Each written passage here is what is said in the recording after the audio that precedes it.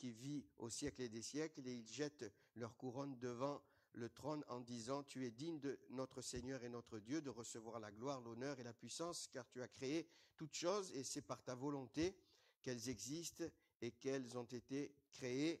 Amen. Voilà, donc on s'arrêtera sur le verset 5 et sur cette phrase où il est question des 7 esprits de Dieu. On voit ce que la Bible nous enseigne sur ces 7 esprits de Dieu. Je voudrais quand même donner quelques points, on ne pourra pas tout voir, hein. C'est intéressant. D'abord, il y a au verset 1er, il est question de cette porte. Alors la Bible parle beaucoup de portes, hein. Dans l'Ancien Testament, il y a beaucoup de portes. Autour de Jérusalem, il y a beaucoup de portes.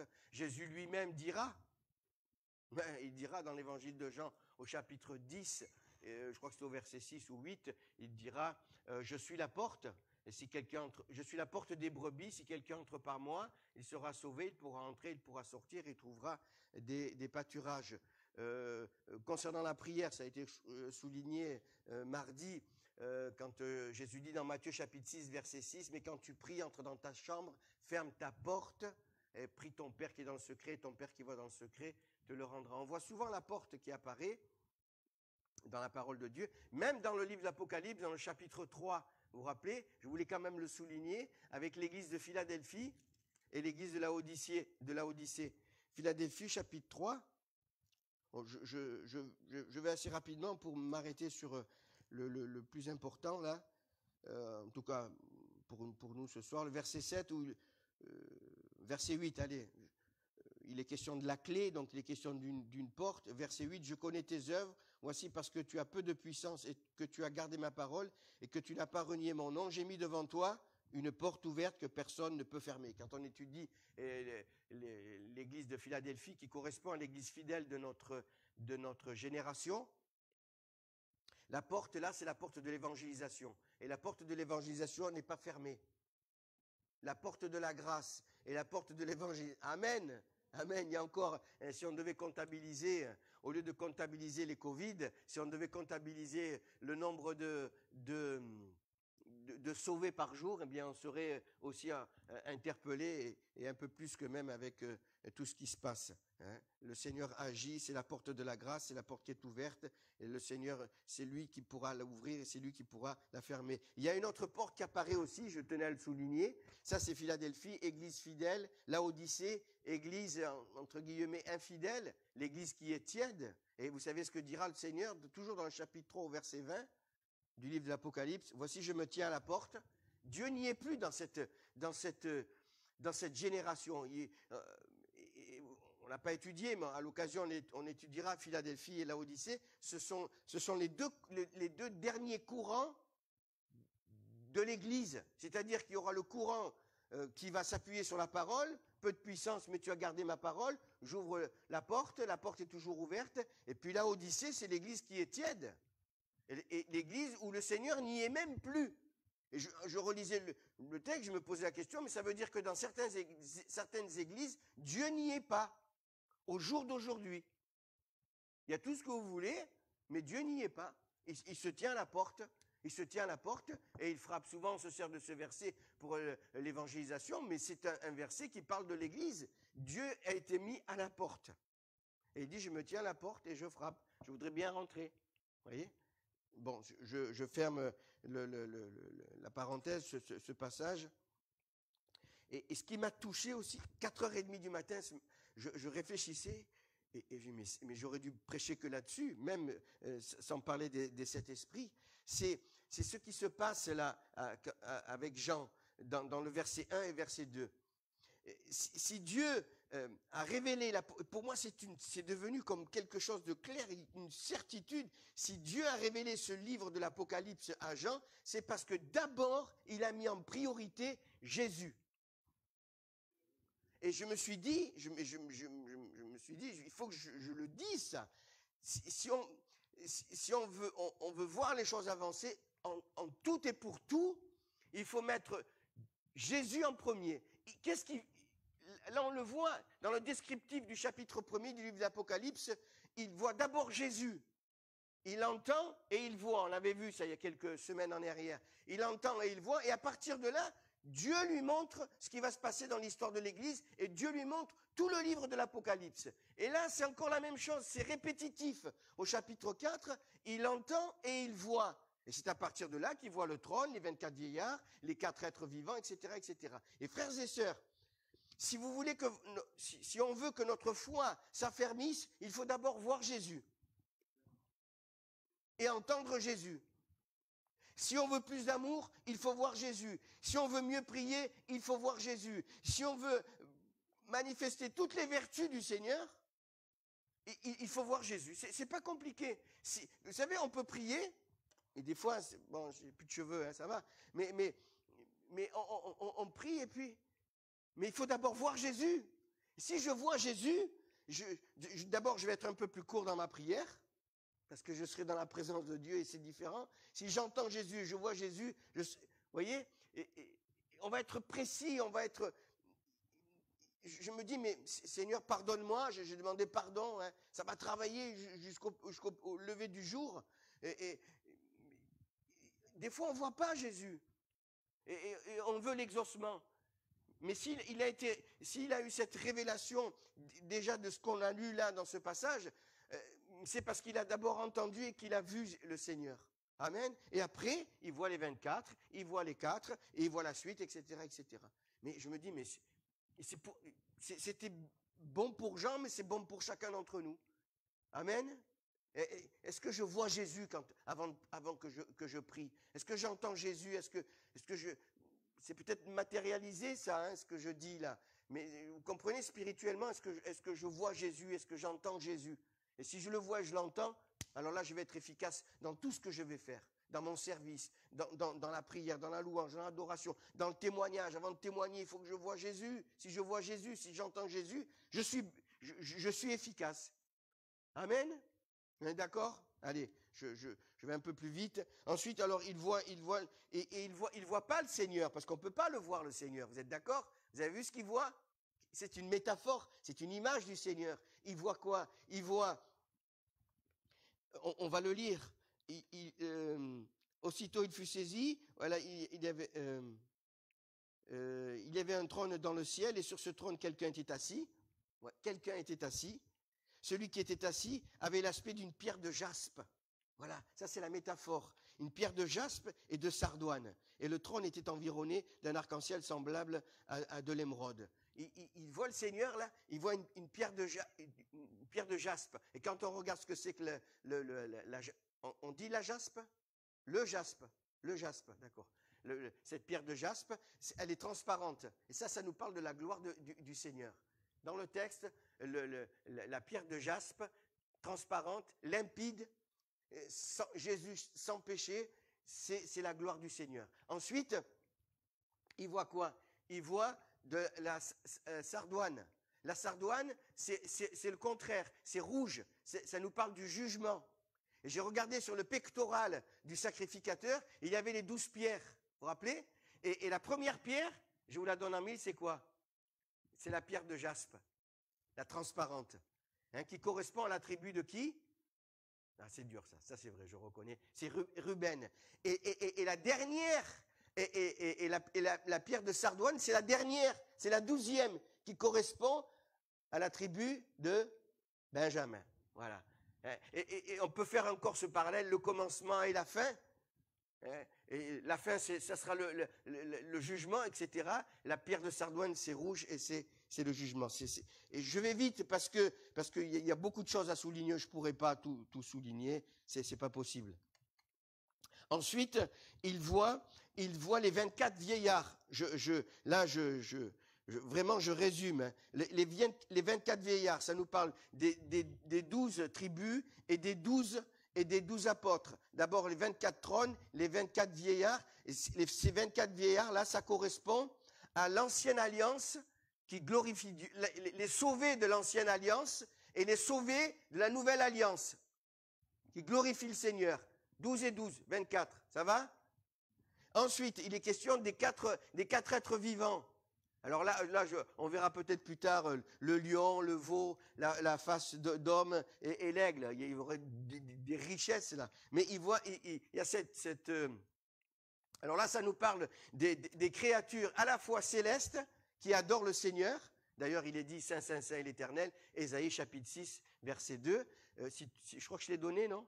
Non, voilà. Et les créatures célestes et toutes les créatures sauvées qui adorent le Seigneur. Alors on peut placer aussi, d'après certains commentateurs, on pourrait placer aussi le retour de Jésus dans ce passage-là déjà, puisqu'il est question de cette multitude qui adore. Après, on retrouve Apocalypse chapitre 7, ceux qui reviennent de la grande tribulation, qu'ils ont lavé leur robe dans le sang de l'agneau. Vous savez ce passage? Ça, c'est encore autre chose. C'est après les 7 années de tribulation sur la terre. Bon, je ferme la parenthèse, je voudrais pas trop vous embrouiller, mais donc ça correspond, les 4 êtres vivants là qui sont remplis d'œil, Dieu, ça correspond aux créatures célestes qui adorent le Seigneur. Déjà, elles adorent le Seigneur, les créatures célestes. 24 heures sur 24, là-bas, dans le ciel, c'est pas 24 heures sur 24, c'est constamment. C'est pas comme nous sur la terre. Nous, on a des horaires, etc. Et là, les créatures, elles adorent le Seigneur. Comprends, Jean, il est saisi par l'Esprit, là, il voit ces choses, mais c'est formidable, que Dieu soit béni. Je t'avais donné la référence, Ésaïe chapitre 6, tu l'as mis? Et ils criaient l'un et l'autre, disaient Saint, Saint, Saint est l'Éternel, le Dieu des armées, toute la terre est pleine de sa gloire. Ça, ce sont les créatures célestes. Et il y aura les créatures célestes et il y aura aussi les chrétiens, nous qui serons sauvés, on ira avec le Seigneur. Amen. Et on le bénira pour l'éternité. Oui, la mer, j'avais aussi souligné cette mer de verre semblable à du cristal. Donc c'est une mer calme. La mer, dans la parole de Dieu, ça nous parle de l'humanité agitée. Mais là, la mer, elle n'est plus agitée. Elle est de cristal. Elle est plate. Il n'y a plus d'agitation. Amen. Et dans le ciel, il n'y aura plus d'agitation. Amen. Et quand on regarde au jour d'aujourd'hui, dès qu'il y a un peu de vent, ça bouge, etc. La mer, il faut faire attention. Et là, il y aura, la mer, ça nous parle de l'humanité. Allez, on vient au verset 5. Et ce qui m'a interpellé, ce sont les 7 esprits de Dieu. Qu'est-ce que c'est que les 7 esprits de Dieu? Alors, il y a une référence. Il n'y a pas besoin de faire de grandes études. Peut-être que même si vous avez une Bible à parallèle, ça vous renvoie dans Ésaïe, chapitre 11 et verset 2. Et là, on a les 7 esprits de Dieu. Je vais juste les commenter pour être court. Les 7 esprits de Dieu. Ésaïe chapitre 11, donc on quitte Apocalypse. Verset 1 et 2, allez quand même. Verset 1 et 2. Puis un rameau sortira du tronc d'Isaïe. C'est qui le rameau? C'est Jésus, c'est Jésus. Et un rejeton naîtra de ses racines. C'est encore Jésus. Et là, on a le descriptif des 7 esprits. L'esprit de l'Éternel reposera sur lui. Premier esprit. Deuxième esprit, esprit de sagesse. Troisième esprit, esprit d'intelligence. Quatrième esprit, esprit de conseil. Cinquième esprit, esprit de force. Esprit de connaissance, sixième. Esprit de crainte de l'Éternel. Là, il y a 7 points dont on doit bénéficier. Et là aussi, vous savez, quand ce que je vous apporte, je l'ai médité il n'y a pas 36 heures. Donc pour moi, c'est passionnant. Et quand on reçoit comme ça de la part du Seigneur, moi, ça me met en ébullition. Voilà. D'abord, il dit ceci au verset 2, et c'est une logique. L'Esprit de l'Éternel reposera sur lui. Déjà, ça va nous parler de la nature du Seigneur, mais ça nous parle du repos, reposera sur lui. Ça veut dire que si on a le même esprit, on rentre dans le repos. Amen. Amen. L'esprit du Seigneur, c'est un esprit qui nous amène dans ce repos. Gloire à Dieu. Le monde est agité, mais on a le Saint-Esprit. Amen. Et le Saint-Esprit, c'est un esprit qui nous amène dans le repos de Dieu. Gloire à Dieu. Vivre dans le repos. Ça ne veut pas dire qu'on ne fait plus rien. Oui. Des fois, c'est mal interprété. Oh, c'est le repos. Il s'y repose. Non, c'est le repos. C'est le repos de... Quand on est dans le Seigneur, on est dans le repos. Il peut arriver des moments difficiles, et tout le monde connaît des moments difficiles. On a tous connu des moments difficiles, mais on est dans ce repos, dans cette présence du Seigneur. Ensuite, Je disais que être dans le repos du Seigneur, c'est participer à sa nature. On participe à sa nature divine. 2 Pierre, ça je tenais quand même à le souligner, c'est ça, être dans le repos. L'esprit qui règne sur le Seigneur, c'est un esprit qui nous communique sa nature. 2 Pierre 1, 3, 4. L'esprit, 2 Pierre 1, 3, 4. Comme sa divine puissance nous a donné tout ce qu'il contribue à la vie et à la piété au moyen de la connaissance de celui qui nous a appelés par sa propre gloire et par sa vertu, verset 4, lequel nous assure de la part les plus grandes et les plus précieuses promesses, afin que par elles, vous deveniez participants de sa nature divine en fuyant la corruption, etc., etc. Amen. On devient participant. Et quand je pensais à ce texte, je pensais à ce passage qu'on trouve dans Romains chapitre 6, je crois que je l'ai mis sur mes notes, où il est question du baptême. Vous savez, nous sommes devenus une même plante avec lui. On participe. Hein. Le Seigneur nous rend participants de sa nature. Est-ce qu'on est conscient de cela? L'esprit qui repose sur le Seigneur, c'est le même esprit qui repose sur nous et il nous rend participants de sa nature. Et on devient une même plante. Quand on dit de quelqu'un, surtout des dames, c'est une belle plante, eh bien le Seigneur, lui, on est tous des belles plantes, je vous rassure. Il n'y a pas de vieilles plantes. Tiens, en parlant de plantes, je demandais à Jonathan comment on va partir quelques jours, s'il pouvait m'arroser mes orchidées. Une même plante. Amen. Ça veut dire que on est allé. J'aurais pu prendre le texte de l'olivier, franc,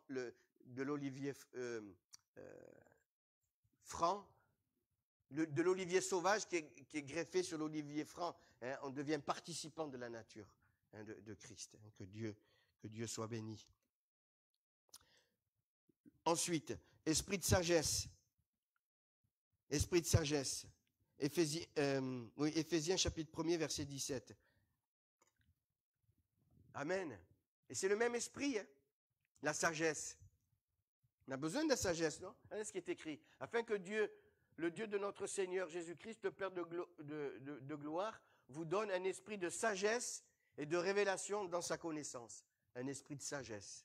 Et quand on est proche, au contact, quand on voit Jésus, quand on entend le Seigneur, on a cette sagesse qui vient du Seigneur. J'avais relevé ce passage qu'on connaît bien dans Jacques chapitre 1er, verset 5, je ne l'ai pas donné, mais Jacques dit, si quelqu'un, allez, dites-le moi, à travers vos masques, allez, si quelqu'un manque de sagesse, qu'il la demande, hein, le Seigneur donnera. Je pensais à ce texte, par contre, dans Actes chapitre 6. Vous savez, quand il y a eu l'élection des diacres, je me dis, Seigneur, des fois on est loin. Moi, je peux me permettre de le dire maintenant, on est loin. Hein. On est loin du compte. Actes chapitre 6, verset 3, c'est entre nous, ça ne sortira pas. Hein. C'est pourquoi, frère, vous savez, quand il est question des diacres, c'est pourquoi, frère, choisissez parmi vous cet homme de qui l'on rende un bon témoignage. C'était juste des hommes qui allaient servir aux tables. De qui l'on rende un bon témoignage, qui soit plein d'Esprit Saint et de sagesse. Et que nous chargerons de cet emploi. Hein. Et on est des diacres, hein, on sert le Seigneur et Dieu demandait, le critère c'était qu'ils aient un bon témoignage, qu'ils soient remplis du Saint-Esprit et remplis de sagesse. Amen. Et si on manque de sagesse, ça peut arriver, on peut la demander au Seigneur. Troisième point, troisième esprit d'intelligence. Psaume 147, verset 5. C'est Dieu qui nous donne son intelligence. Hein. C'est Paul qui dira aux Corinthiens, tiens, j'aurais pu le souligner aussi, ça me vient à l'esprit, que notre capacité, elle vient pas de nous, elle vient de Dieu. Amen. L'intelligence. Psaume 147. Tu l'as mis? Comme ça, je ne cherche pas. Allez. Notre Seigneur est grand, puissant par sa force. Son intelligence, ça c'est les deux frères, n'a point de limite. Hein. Son intelligence. On a besoin de son intelligence. J'avais relevé aussi Éphésiens chapitre 4, versets 21 et 24. Éphésiens 4. Et c'est ça les sept esprits, Éphésiens 4. Tu l'as mis? Il y est? Ah oui. je ne vois pas de loin. Si du moins vous l'avez entendu, et si vous, conformément à la vérité qui est en Jésus, c'est en lui que vous avez été instruits à vous dépouiller, et eu égard à votre vie passée, du vieil homme qui se corrompt dans les convoitises trompeuses, à être renouvelé dans l'esprit de votre intelligence. Amen. C'est le Seigneur, et on se dépouille, et c'est le Seigneur qui nous remplit de son intelligence. Je pensais à ce passage aussi, je ne l'ai pas donné, mais vous savez, quand Jésus est à l'âge de 12 ans, dans l'évangile de Luc au chapitre 2, au verset 47, il est dit que les hommes de la loi dans le temple étaient frappés de sa connaissance et de son intelligence. Amen. Alors, en réfléchissant sur cette pensée, je voudrais juste vous rappeler la différence qu'il y a entre l'intelligence et l'instruction. Souvent, voilà, l'intelligence, c'est ce qui est naturel. Je relevais quelques points. C'est la compréhension, c'est l'analyse, c'est la réflexion, l'anticipation. Dans notre intelligence, dans nos capacités à nous, c'est le savoir-vivre, l'équilibre, la finesse, savoir parler quand il faut, savoir se taire quand il faut. Ça, c'est ce qui est naturel, l'intelligence. L'instruction, c'est quoi?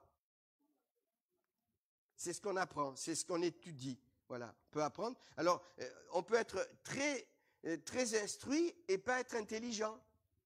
Et le contraire aussi, on peut être intelligent, c'est-à-dire avoir le sens, tac, tac, etc., comprendre rapidement et manquer d'instruction. Alors, bien sûr, le plus important, c'est d'être instruit et intelligent. Hein.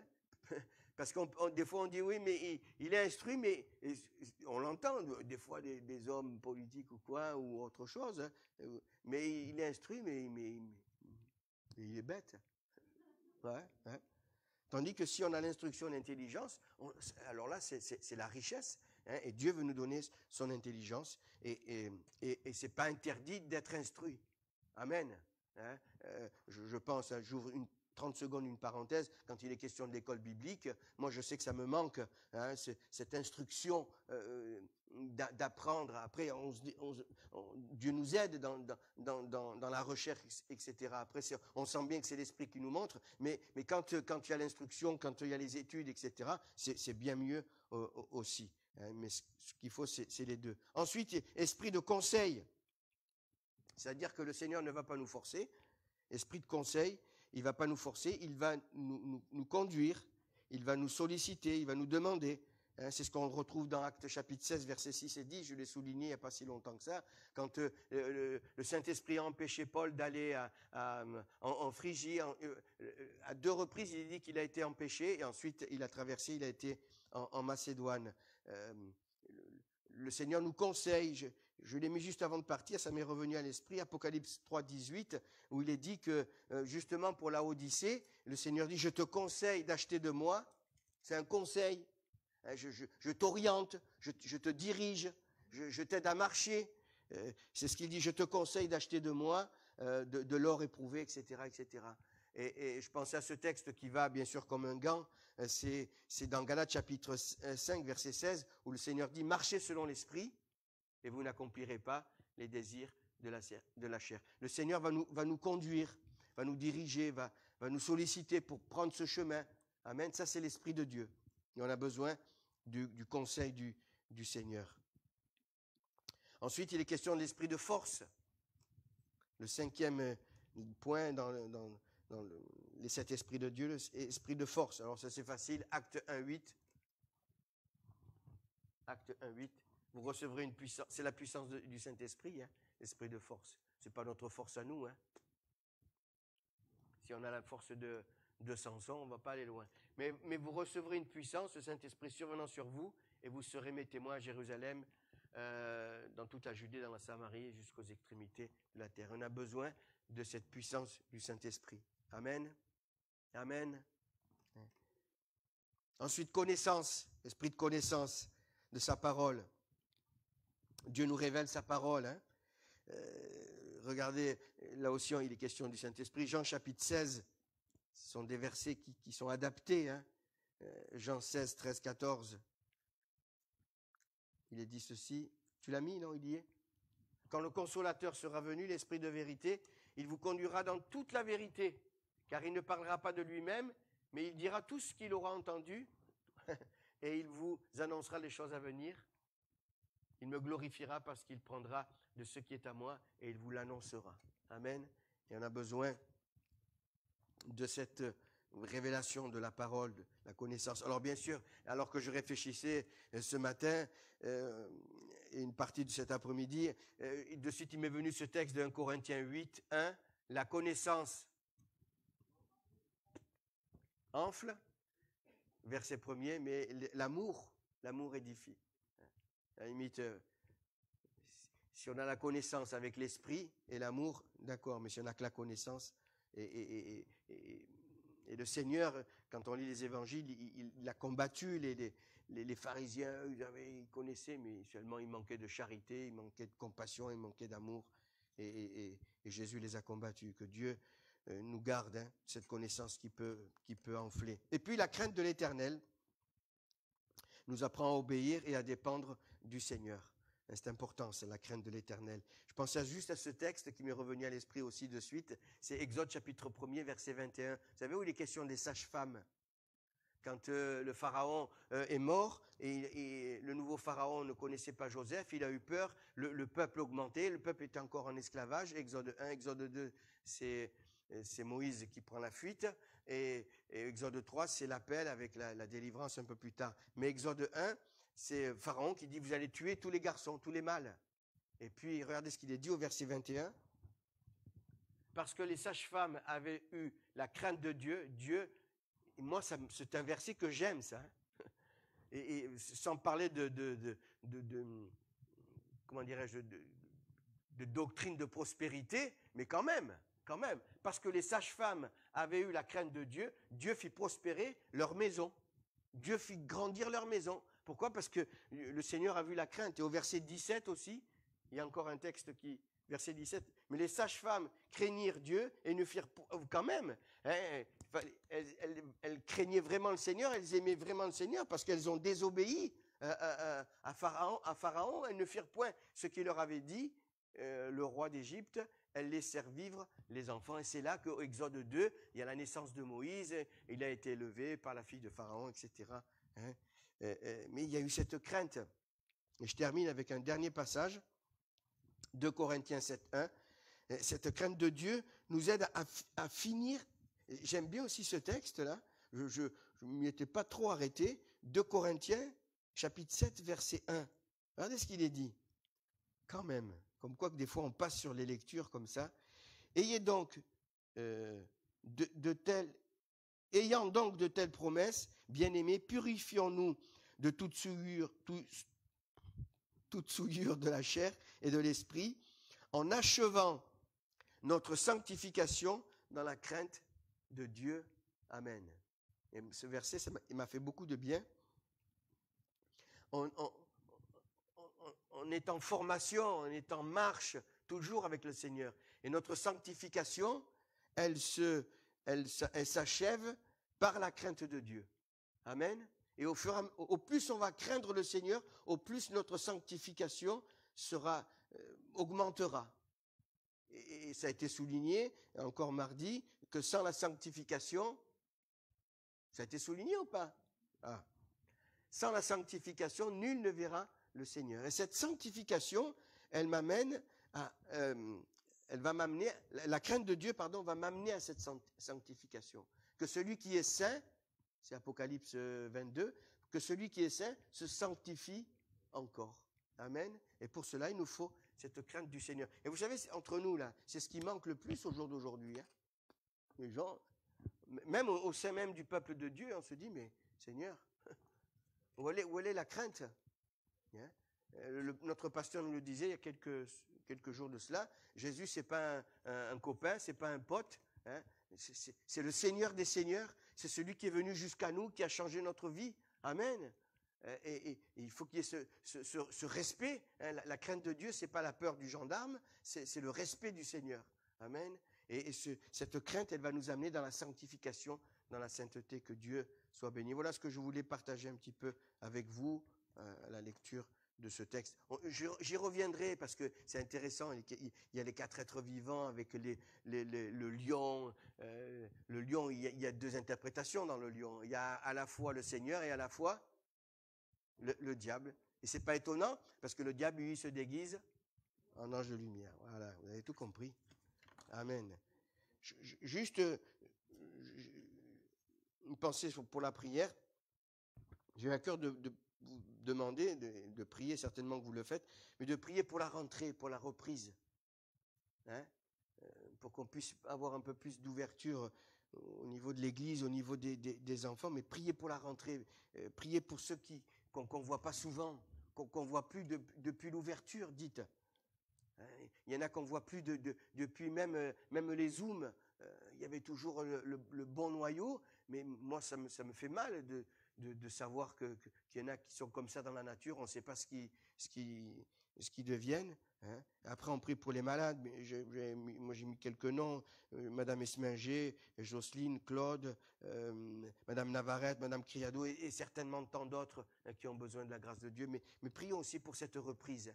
Parce qu'on y arrive là. Ça va vite. Hein. Samedi, on est déjà le 15. Dans 15 jours, il n'y a plus de touristes. Hein. C'est fini. On redémarre. Eh oui. Oh, tant mieux quand même. Il faut qu'ils prennent un peu de soleil, les pauvres aussi. Mais oui. Eh oui, c'est peut-être des frères et des sœurs aussi qui viennent en vacances. Voilà, que Dieu soit béni. On prie ensemble. Hein. On prie courtement. Hein. Seigneur, il nous comprend. Hein.